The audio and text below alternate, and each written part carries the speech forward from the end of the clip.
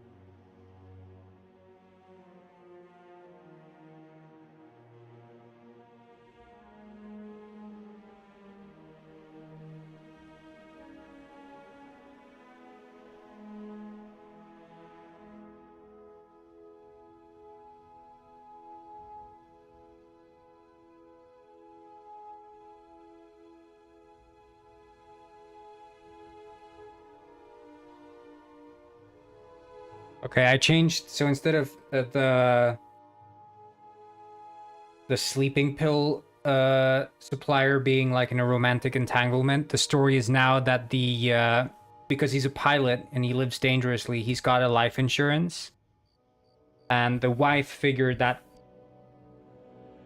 she can have a claim to his life insurance if he dies in the crash, but she has to make it look like it was a genuine accident. So she figures, what's the best way to make it look like an accident? Well, he has a golden opportunity. He's flying a new invention, so of course that's the best moment to make sure that he dies. And the way she does it is that the pilot always eats a lucky sandwich. How is that test version going? I mean, the test version is what I'm working on right now. I'm just adding more stuff to it. I basically just need to get it ready on Friday, that's all. But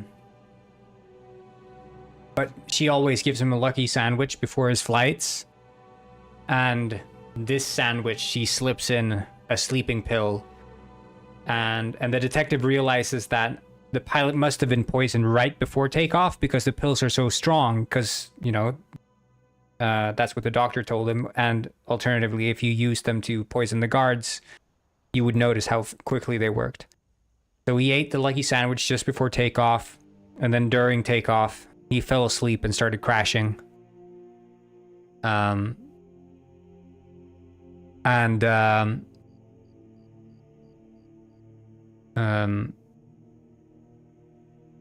The wife then wants a claim on his life insurance. So you visit her and you confront her about the pills, because the detective pieces things together.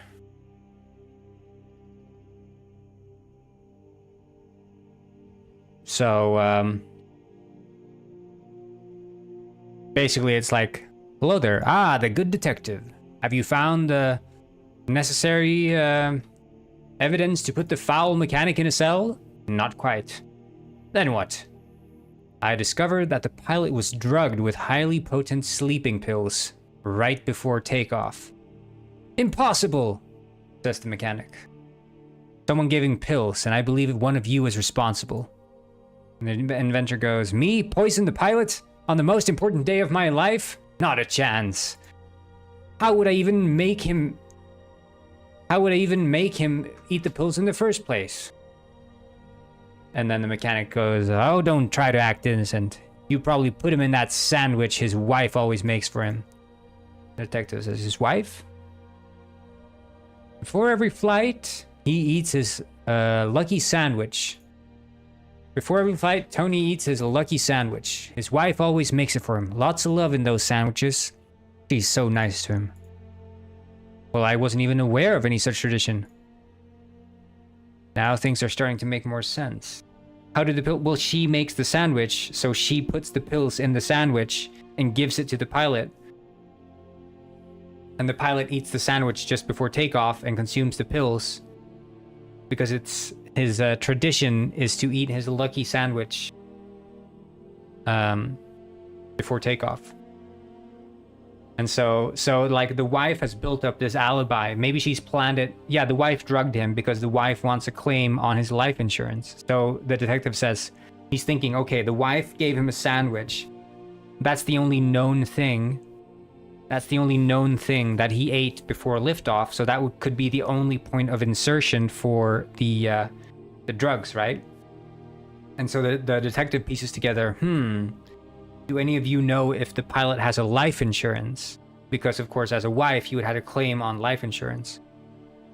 And the mechanic says, duh, obviously, when you live dangerously like he does, you can't go without one. So the detective's like, okay, obviously. Yeah, I dropped the love triangle. The love triangle is not a thing. The love triangle is not a thing anymore. I shifted it because it didn't feel natural to work in the drug supplier in the love triangle, so it's a claim on life insurance now instead, which makes sense. Okay, wife, claim on life insurance. He's got a good life insurance because he's a pilot, and he's always, you know, playing with death, so to speak.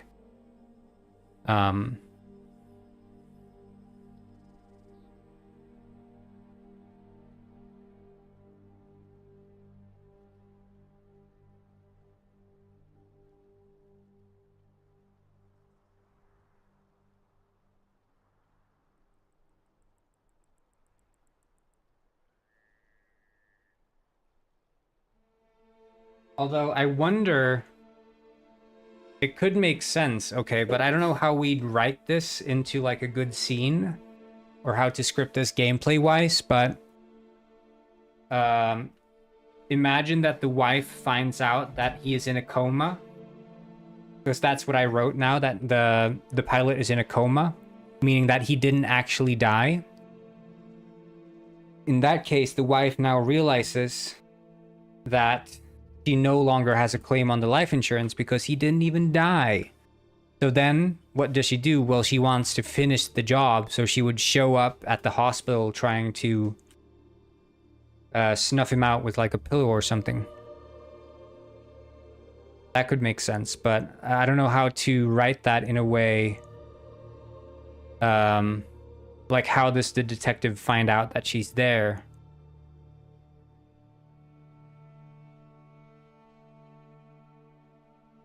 Maybe he shows up at her apartment. You show up at her apartment and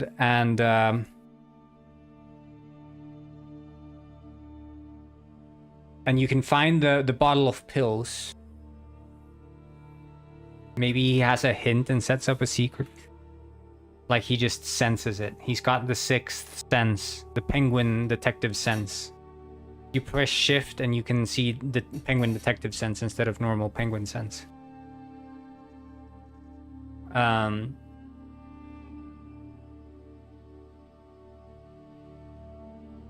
was thinking you go into the apartment, but the thing is,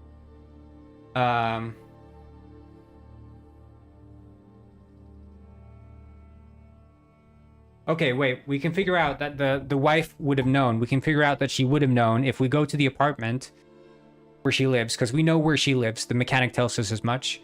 You show up at the apartment, and there are two things that you can find. One is the bottle of pills, and then that confirms the fact that she did it. But then the other one is a note from the hospital, or a letter from the hospital.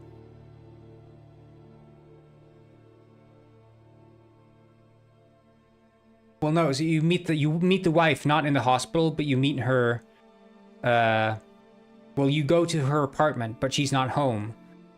So you take the freedom to look through, and you find the bottle of pills, but you also find a letter from the hospital saying that we're sorry to say that your husband is in a coma.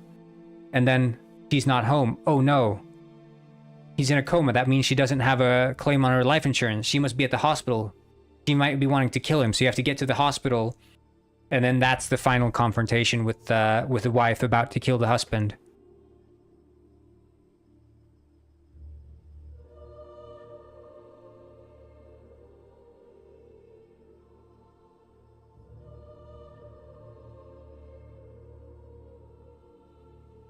How do you know she wants the insurance? Because he has a life insurance. Okay, so as a detective, you have to think of, okay, no one just kills someone for no reason. And it's sort of established that as someone who works within a very dangerous line of work, being a pilot, you can have a really good insurance policy, meaning a really big payout.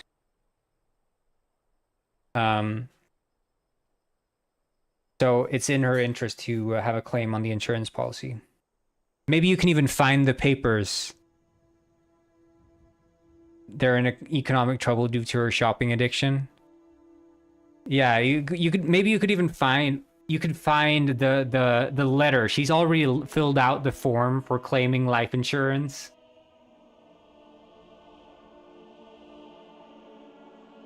Like the form for claiming life insurance is already laying out on the table.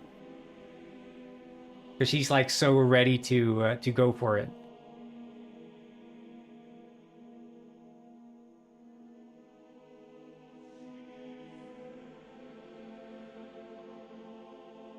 I feel like if you have the letter from the hospital saying your husband is in a coma, and the other one is her filling out the form for claiming life insurance, and then the third thing you find is the bottle of pills. So those three together, you get the deduction, which tells you, oh no, she must be at the hospital. She's gonna finish the job.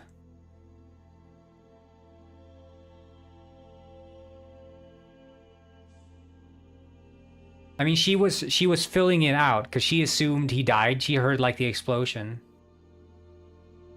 Why would she kill him now when they've been married so long? Because she wanted to do it in a way that was unsuspecting. She was waiting for the right moment to claim the life insurance. So she was presented with a golden opportunity. He's flying in a new helicopter. So she was thinking this is the least suspicious time for him to die in a flight accident. If it was a normal routine flight, then there's more reason to look into the cause of death. But since it's a new flight, a new helicopter invention, she thinks, oh, he was cheating on her with a stewardess.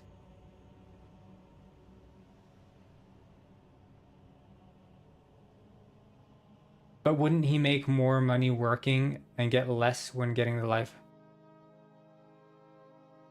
Yeah, but it's because he has such a good life insurance, right? You cut spendings in half if you lose one person in a family, right? If you want to look at it black and white like a murderer. Now you no longer have to pay for two, you pay for one.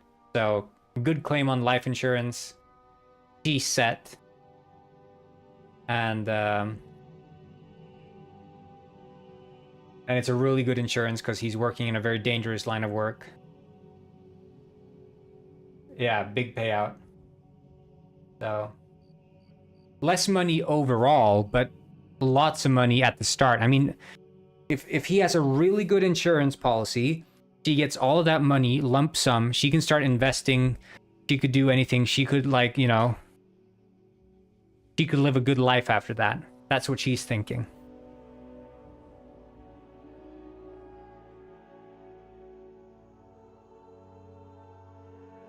Cheating with the mechanic. Well, I don't see I want the mechanic and the inventor to be red herrings. Because I feel like the player's first intuition should be like it's one of the two, and at some point I'm gonna find out which one it is. But then the plot twist is that it's neither of them. It's actually the wife. Cheating with Robber at the fish factory. Yeah, the wife found out that the pilot spent a bit too much time at the fish factory. And so she decided to claim life insurance.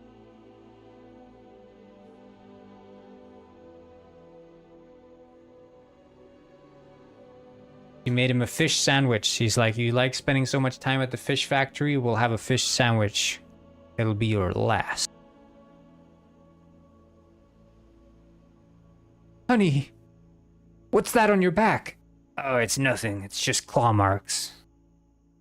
Nothing. But you're bleeding, honey. This is I just slipped. But I heard from my friends that they saw you walking into the fish factory. Can I go to the fish factory whenever I want, huh? Nothing happens at the fish factory. What are you talking about, fish factory? I haven't even been there. I haven't even been to the fish factory. They said they heard screams. And bonks on the door. What are you talking about? The fish factory's abandoned. Everyone knows that. Get away from me. I got a new pilot. I got a new helicopter to fly tomorrow. I need my sleep. Okay, honey. I'll make sure I make you a really tasty sandwich for tomorrow's flight.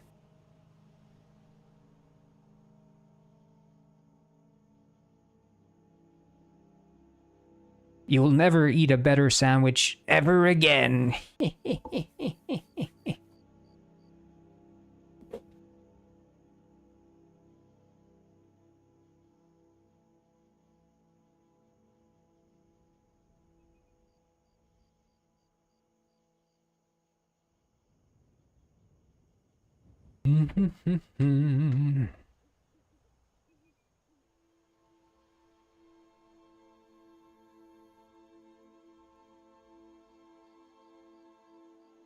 It's getting too real for Cornwin.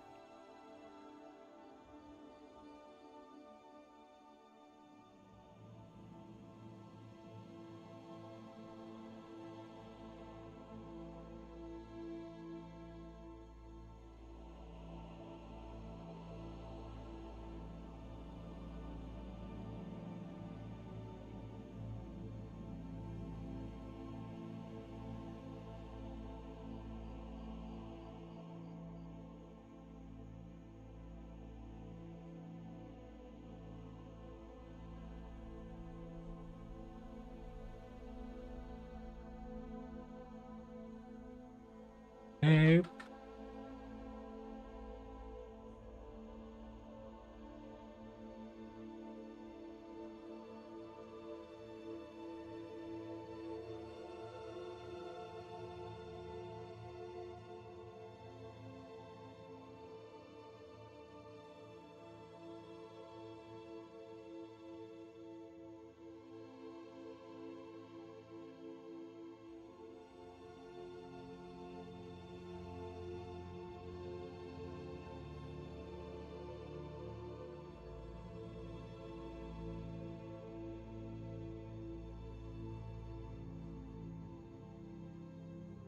Okay.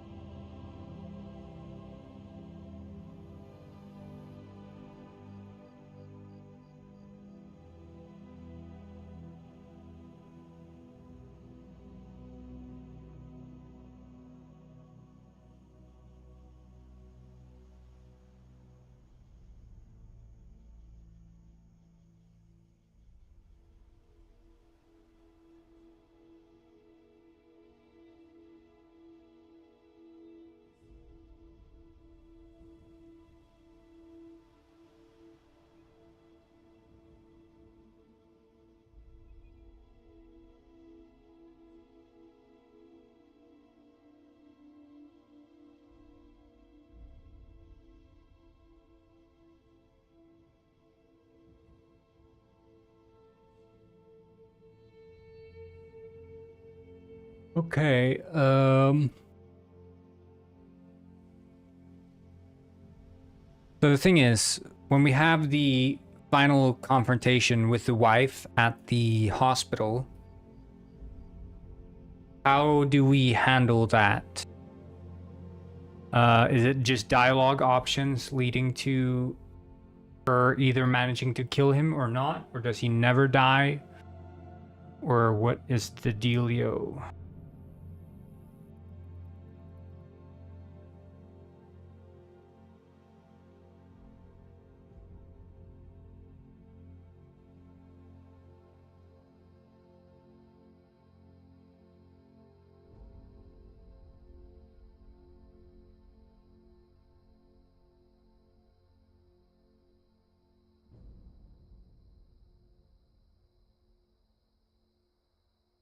A timer. That could actually work. A timer, yeah.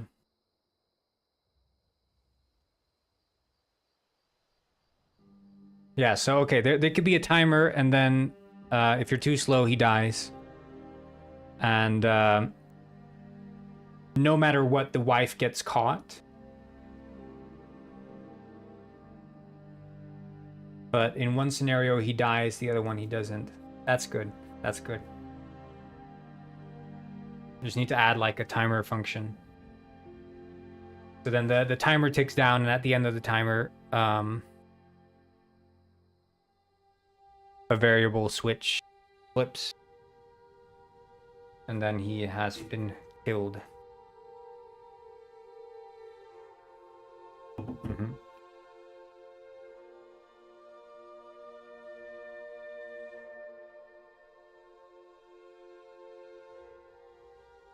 We just have to like time it, see what kind of speed we can expect players to get to the hospital in. But then he's like, I know about the insurance policy. Miss Pigeon, I know about the insurance. Came back to finish the job, didn't you?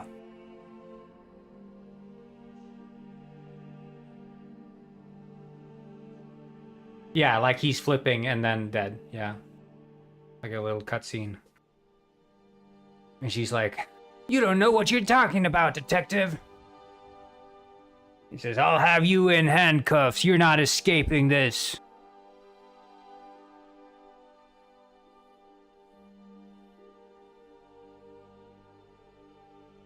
That's a good side quest. I think that's like I think these side quests are actually quite good. They're genuine mysteries, I would say. Like they're quite short for sure, but I think that's what you want. You want like small, sort of self-contained little mysteries that, you know, like this mystery, for example, gives you a bit more character surrounding Dr. Fish and sort of his willingness to not abide by the rules. For like importing all these magazines and suggesting the use of like illegal drugs. Yeah, Neuter gets a payout for every single quest you do. You get a little payout. So there's all the clothing prices are going to be like very much lowered, and you can earn money by playing the mini games. So you can play like slots, you can play pool and blackjack and the minecart game.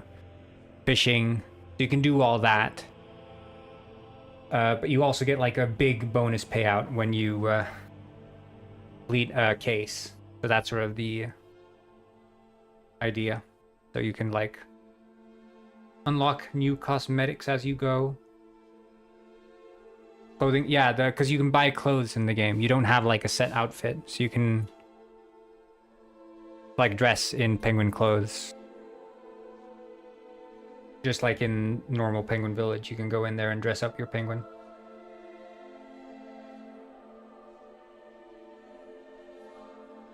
But then you have like the set disguises. So it's sort of like, you know, my idea is I'm trying to reuse everything that is in Penguin Heist. If it fits into this game, I put it into this game. I was gonna have that you could decorate your own apartment, but I'm not sure that I'm gonna go that route. I don't think it adds anything to the game necessarily. Like, I don't expect people to hang around in Penguin Village after they're done with all the side quests and all the other stuff. Like, at that point, do you really have a reason to stick around? I don't know. You want to have more Potato Lover Gwyn quests? I mean, they are quite popular. Oh, you need the potato clothes. Yeah, I could add those to Penguin Village, I guess.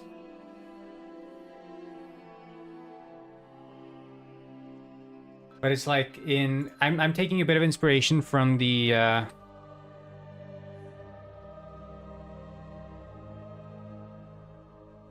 Nintendo DS Club Penguin game, which was also sort of like Club Penguin in a microcosm. So Club Penguin, it had mini games, it had clothes.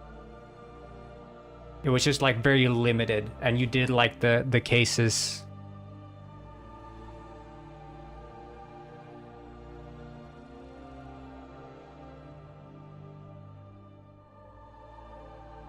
Maybe you can pay for a vacation.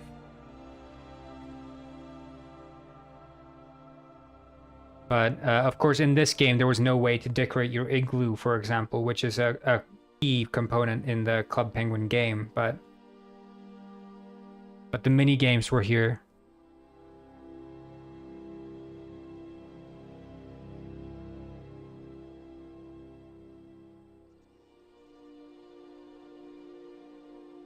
So that's sort of my take on this. Like, if it fits in Detective Penguin, I'll include it in Detective Penguin.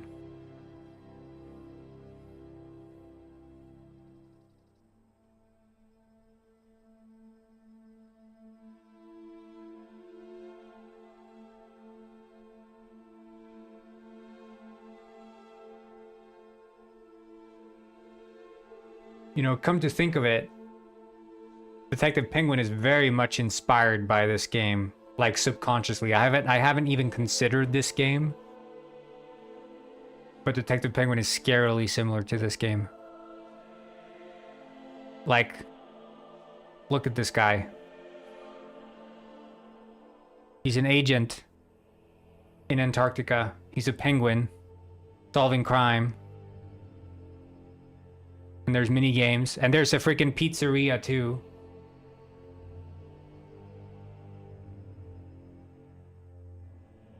Island flip? You're talking about this? The iceberg?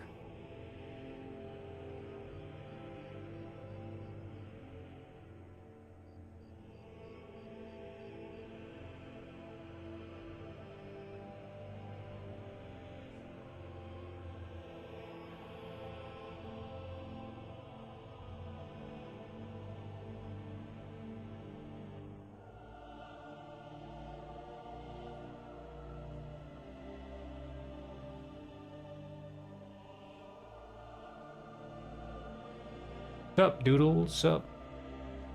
Yeah, it was cool. It was cool.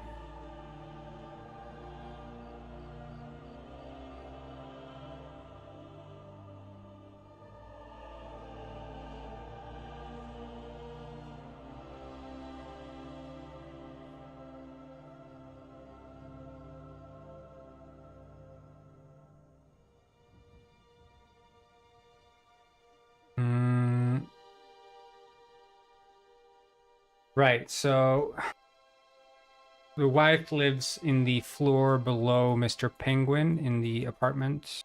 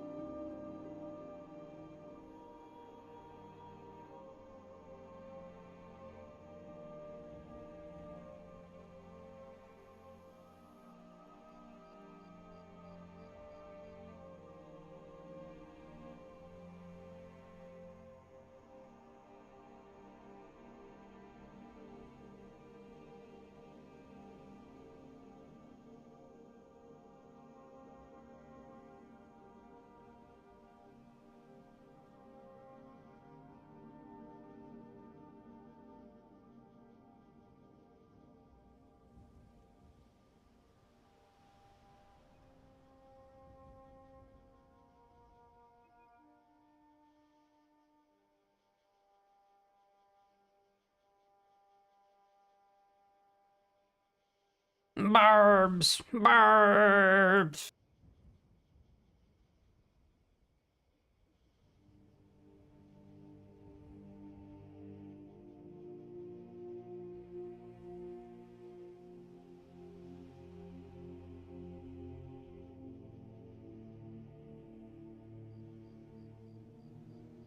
Meow. Gato. Meow.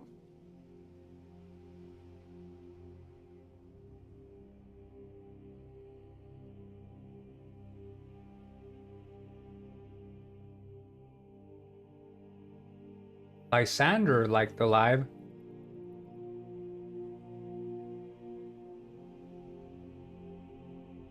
Thank you so much for liking the live, Lysander. Are you talking about Lysander Quill?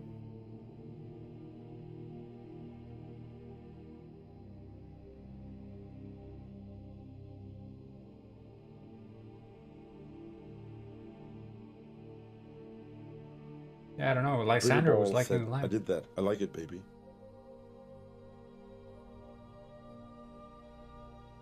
Lysander.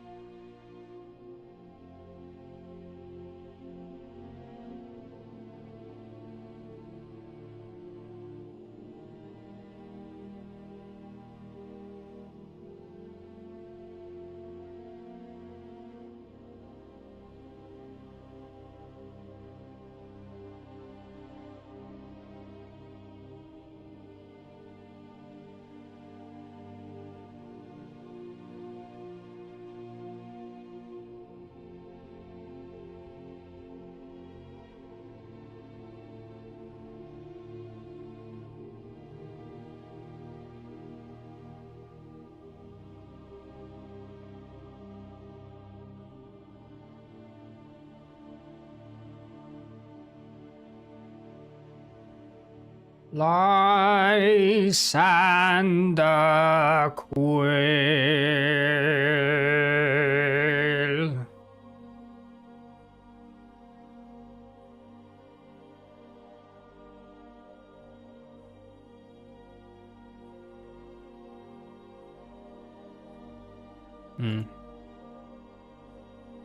Oh shit. Collapse all. Hello, Atosaurus. What's up?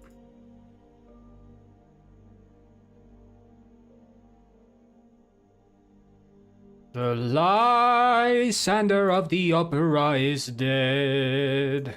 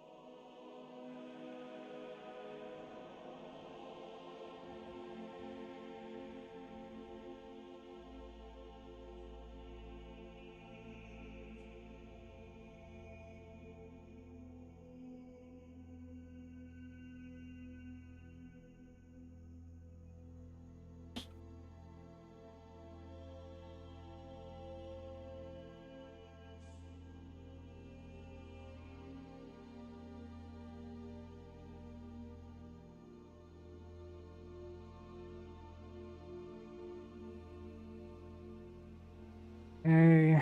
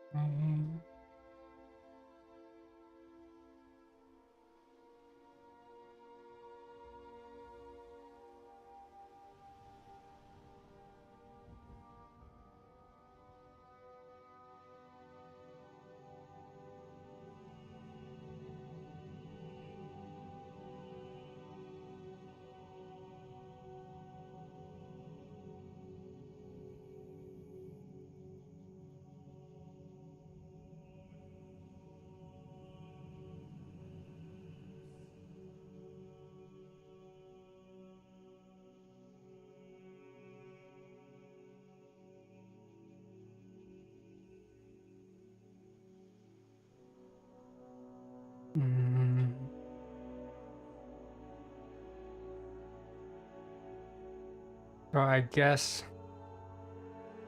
this apartment could be locked unless specified otherwise.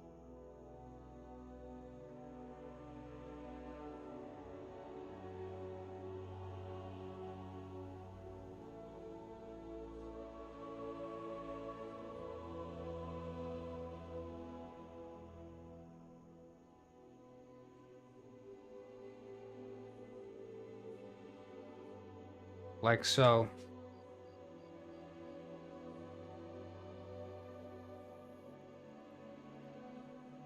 Um,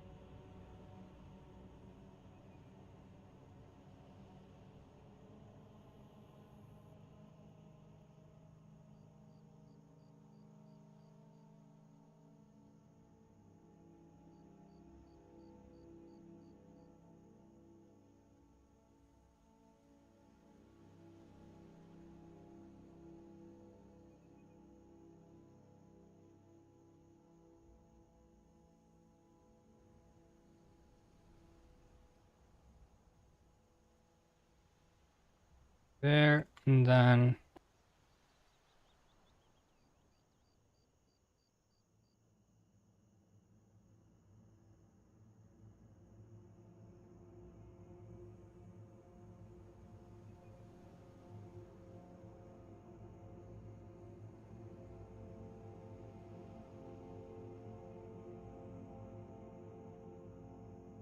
I have returned. Welcome back, Alice. welcome back.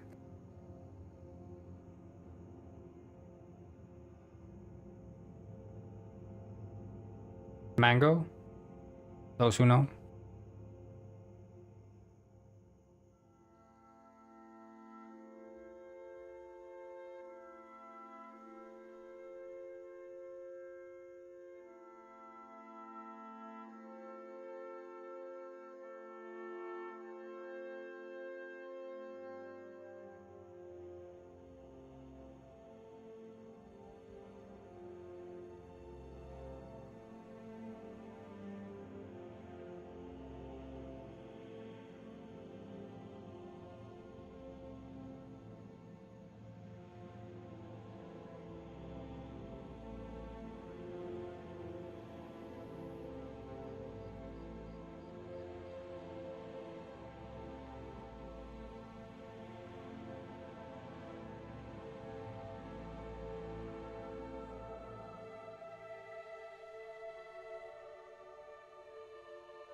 BRB the devil, almost my turn to try to get medical help. Oh.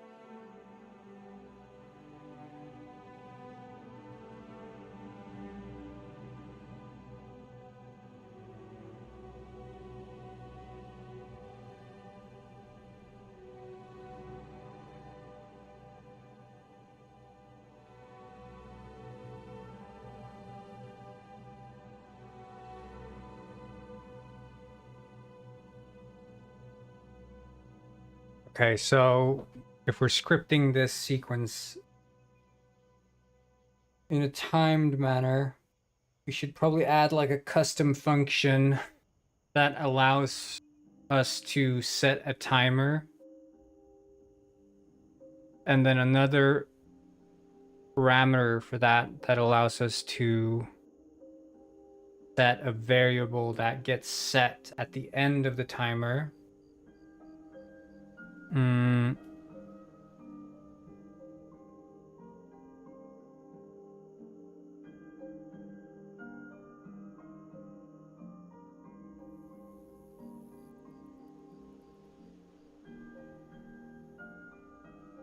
And then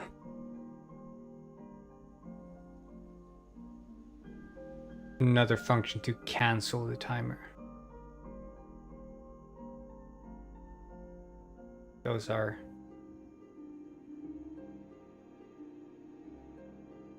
the two. We'll do like set timer. And we'll do like 60. Hot.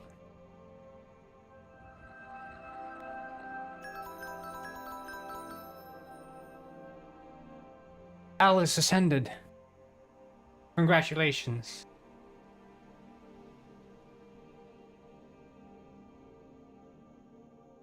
You did it.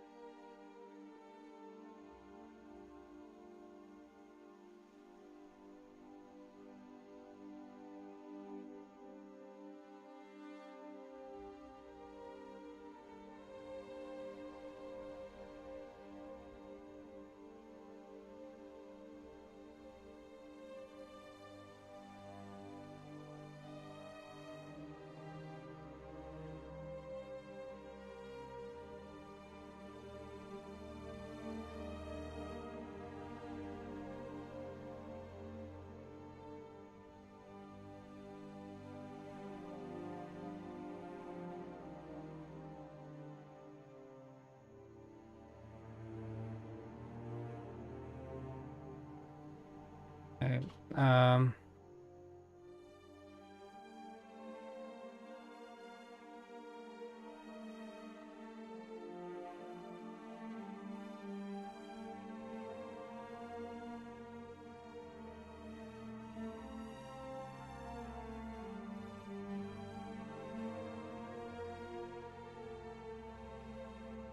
Had to go to school.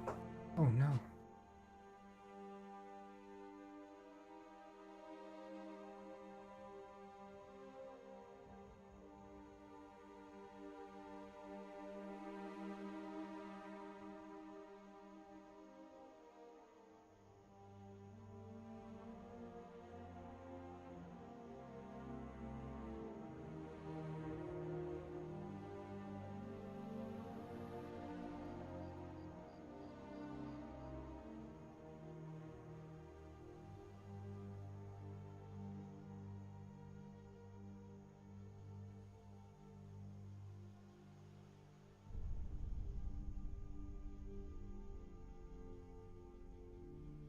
Wait, 1 second. I've got to see, the cats are making a hell of a lot of sound in the kitchen. I'll be right back.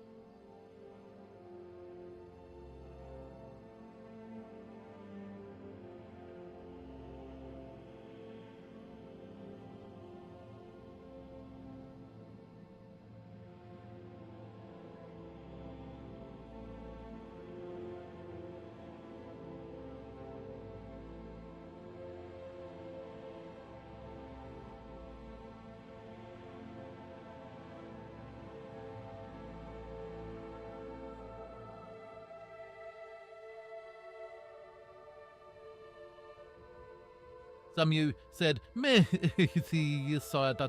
kisses, help me, I'm starving. I want food. Food is good. Ma."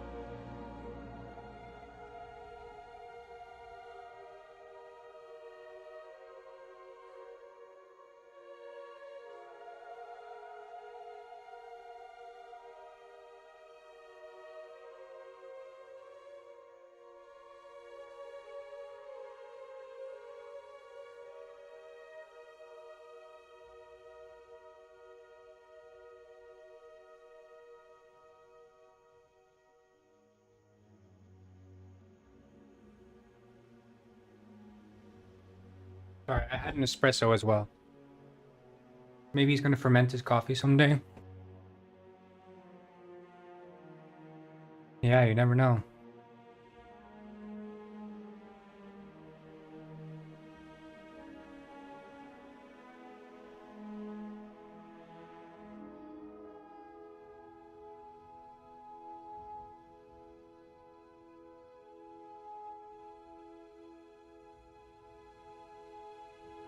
Expired 11. Yeah, it's okay.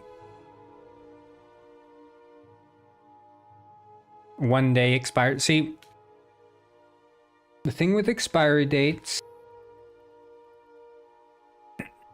is that typically expiry dates are way shorter than they should be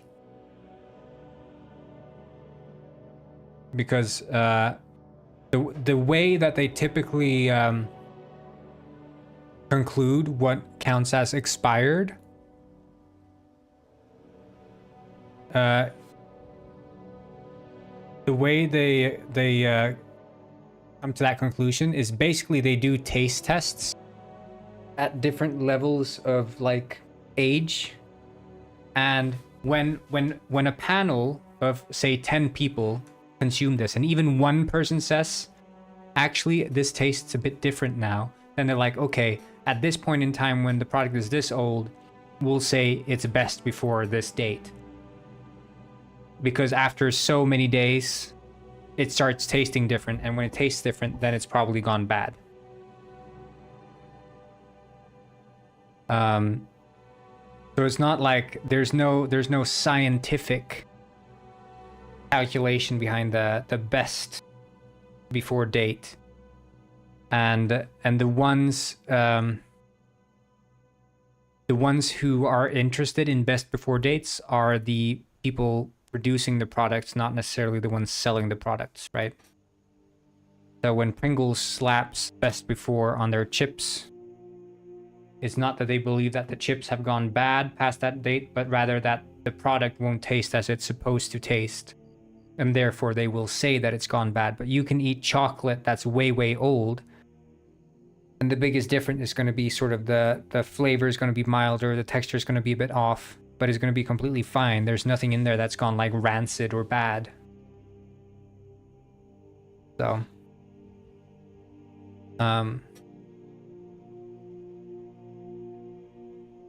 your nose is the best at telling you what is edible food and what is not. Smell what you eat. Yep. Kombucha is also stinky. Yeah, but that's a side effect. Like, blue cheese is stinky, right? And that's something we as people have discovered, that not all molds are poison, but our nose, the reason mold smells bad is because generally food that spoils starts molding, and spoiled food means poison. So our nose made the connection that moldy food is poison. So that's when you smell blue cheese, the first thing your nose is telling you is you're smelling poison, so don't eat this. But then you start eating it and you're like, huh, it does still smell like poison, but overwhelmingly, I'm getting quite a tasty experience from this. So my brain will reroute this neural pathway of poison and say that poison can actually sometimes smell good. Or like food can sometimes smell like poison. So in this case, it's okay. And then you learn to like it. You're right, like rewiring the lizard brain that yells, danger, danger. You're like, screw you, I'm gonna eat this anyway. And the same goes for many foods. Like, you know, fermented soy products have a funky smell to them. Cheese has a funky smell to it. Beer has a funky smell to it. Olives for many people is also kind of funky. Pickles. Soy sauce isn't stinky. Soy sauce does have a funky smell to it. It's just that it's not extreme enough to trigger any alarms, but there is a funky smell to yeah, you never really smell it. That's the thing. Like, most people will have it on like some drops, but if you smell soy sauce, it smells funky. It's a fermented soy product, so.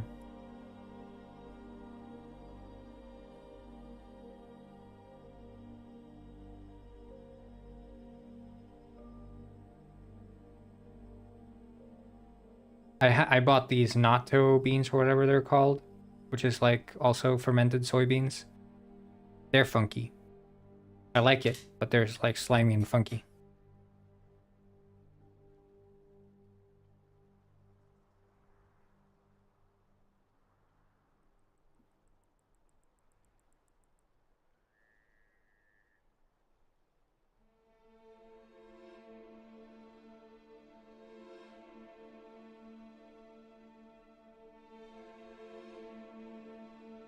This one even attached to anything?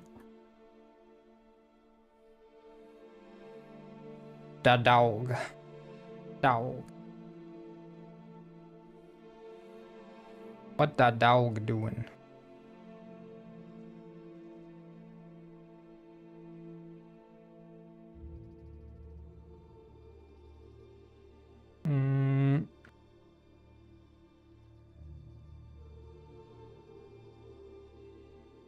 Penguin butt. Disgusting. That's disgusting.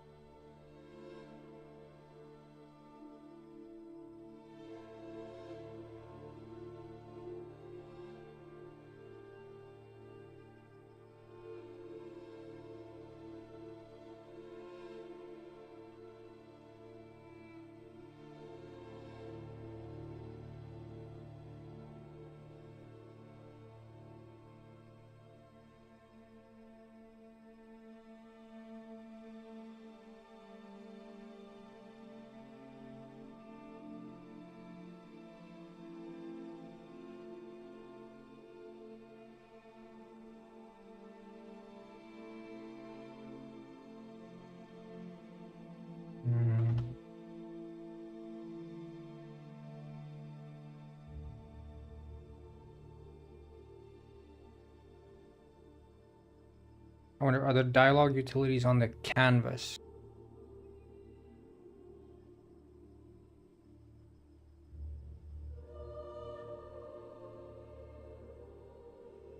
Yep.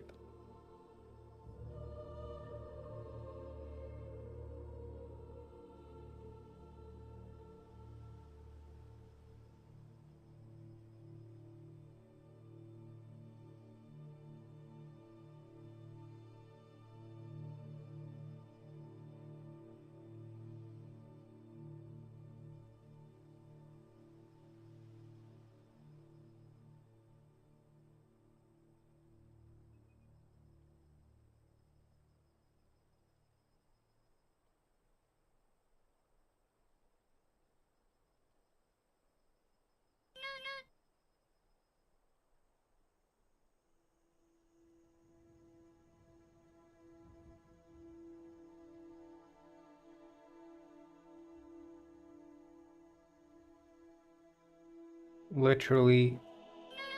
So true, Alice. So true.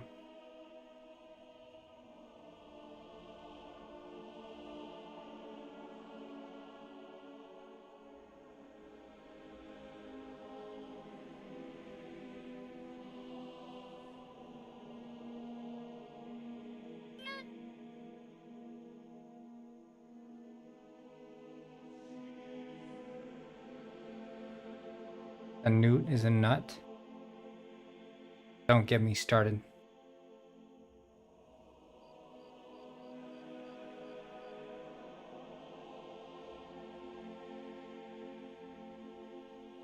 You know, when I post my TikToks and my Instagram reels, I get people commenting so many ways of saying newt newt. But the most common one is nut nut.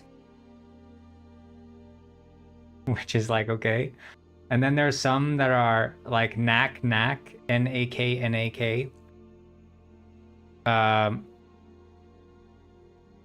noop noop. Which is like, there is like, it feels like it's a competition in coming up with the most strange interpretation of the word newt. The Nut Royale. from Lidl. That's Lidl hyping itself up there. We have the Nut Royale mix. The mix fit for kings or royalty.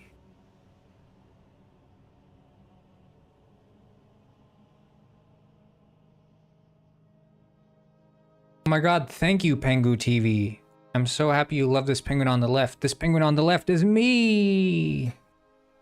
So that means you love me! Yippee!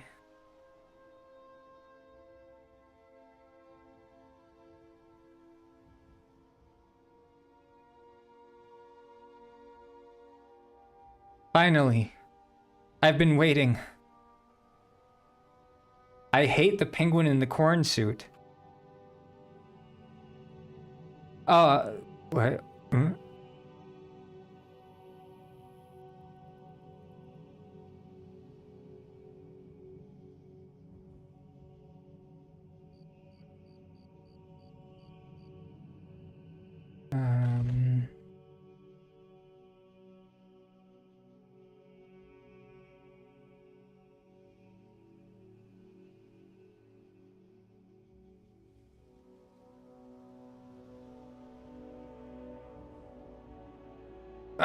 Knap, my Gwyn isn't working.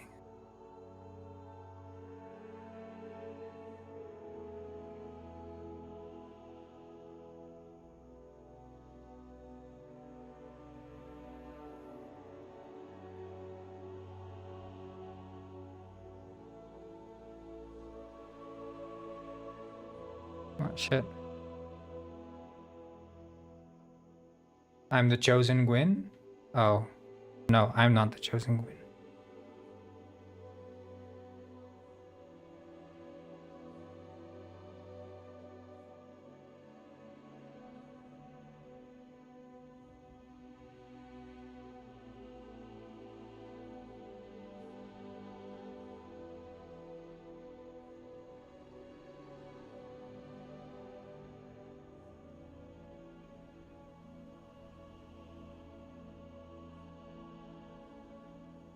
Nut Royal. Yeah.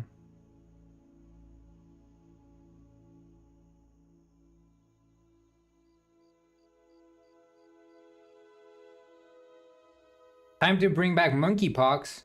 Oh no.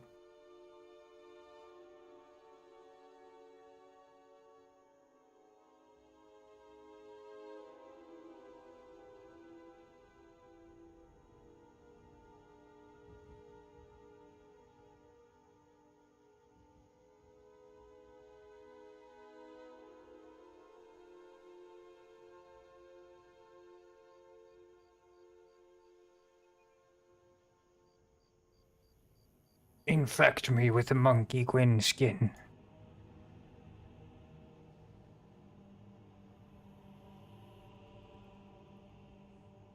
The Gwyns yearn for the monkey Gwyn.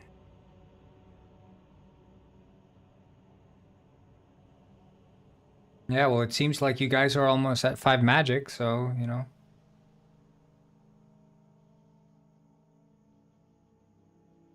Pigeon Gwyn. I hate Pigeon Gwyn.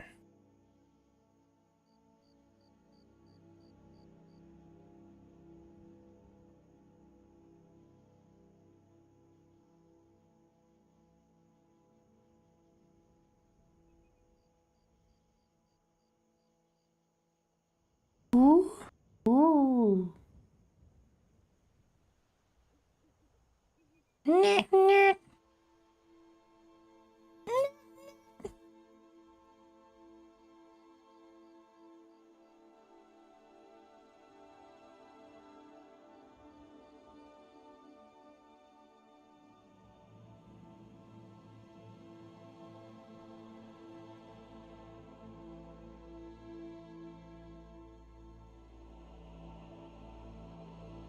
Samuel said, "What the coo? Kuka kokoto. Ko." Wow, what the cool kukatakato. Go. Sound like a Dutch Am I right, guys? Sound like Dutch. Average Dutch person speaking. Am I right?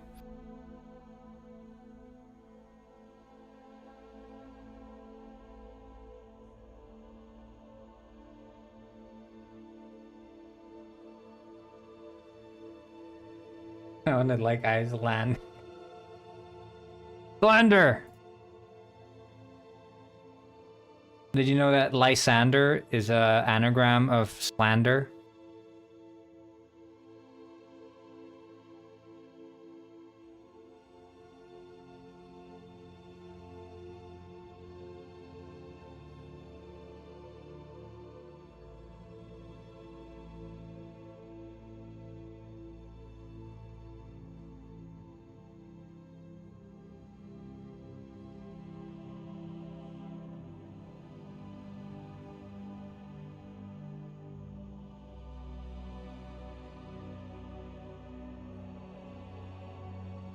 F. Lysander? What the?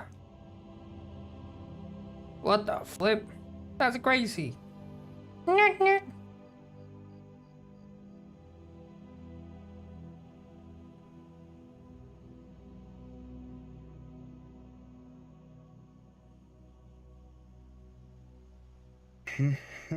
Sammy always said and say, yo, the fuck you say to me, you little shit?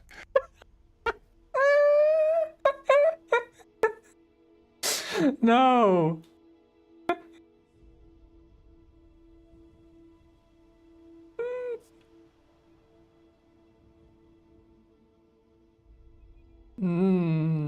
That was disturbing.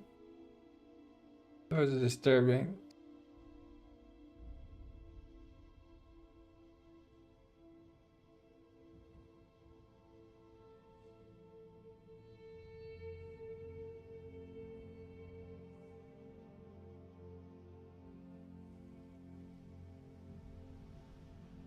Gosh.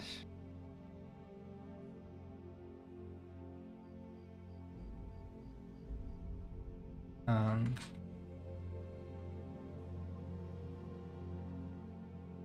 Stephanie said, "Listen here, Lysander, you piece of penguin poop.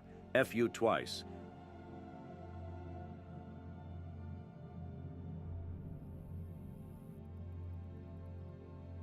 Isn't it like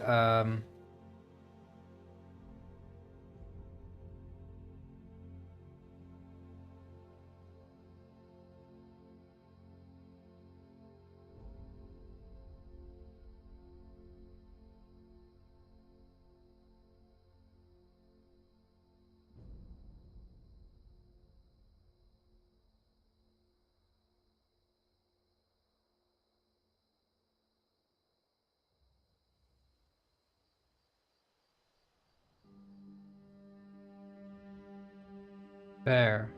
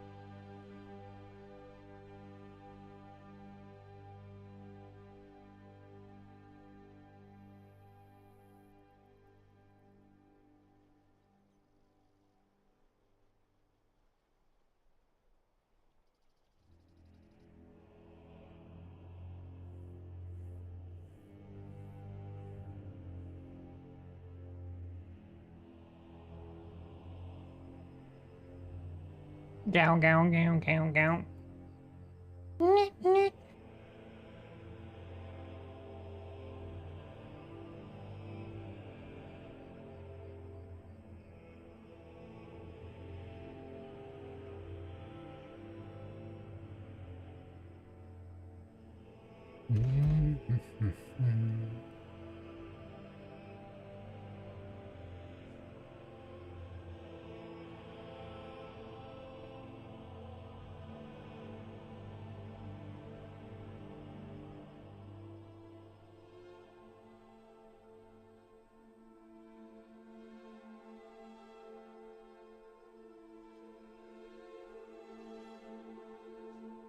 Royale Babatime said, we gotta get him more viewers, no? Gotta expand the kingdom.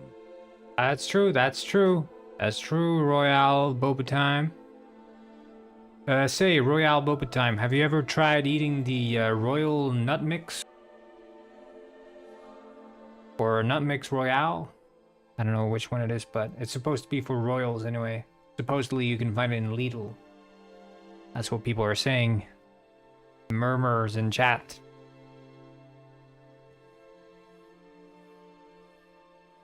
Sarko said someone, cast a spell upon the kingdom of frost and please woo. Oh, that's awesome, Soulside. I appreciate that you and your son enjoy Penguin Heist.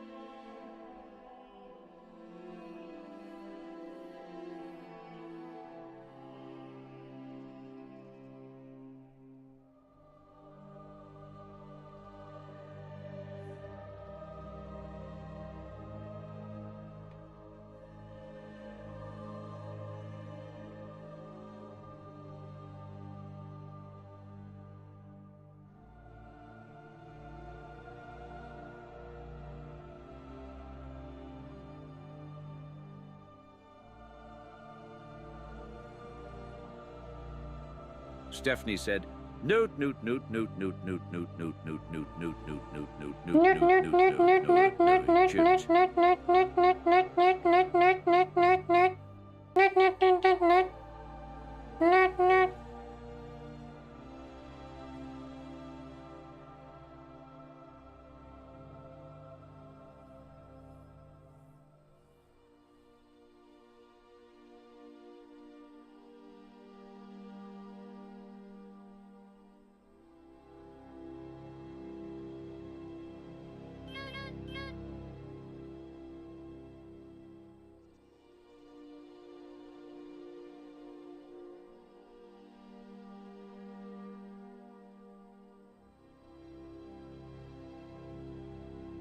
Guys, you have enough magic to cast a spell. What are you waiting for? Cast the spell, damn it! You're a wizard, Harry. I mean, you're a wizard, Brittle Ball.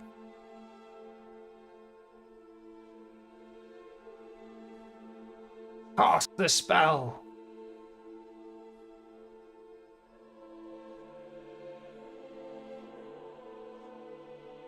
Yeah, well, Soul Scythe. Thank you for that. And I will mention that I'm working on this game, but I will be back and updating Penguin Heist, and there's going to be a ton of new stuff coming to that game as well. And it's going to be very cool.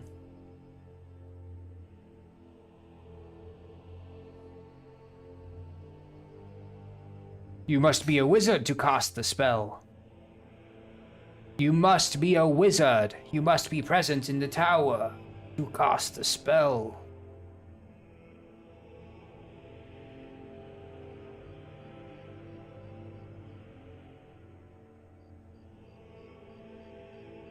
Yes, only wizards may cast magic.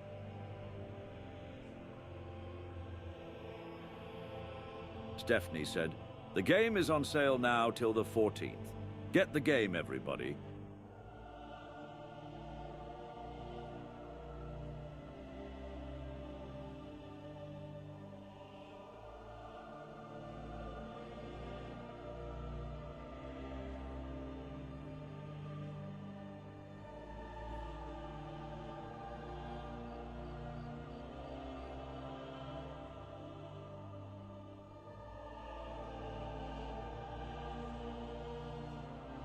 Great success.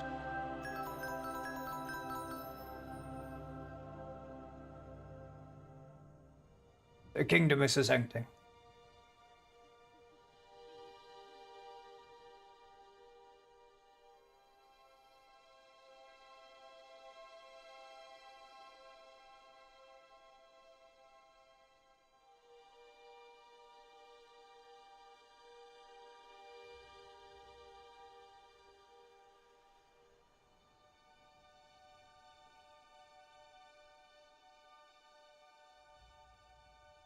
Okay, this should work. And then here, title, pilot wife. Start.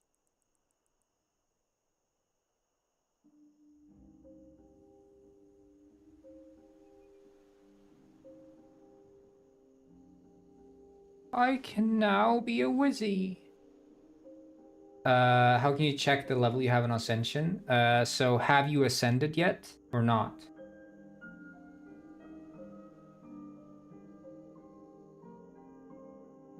Because if you haven't, then your Ascension level is 0.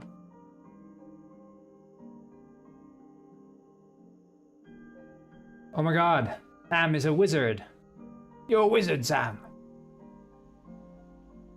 Yeah, you probably haven't then.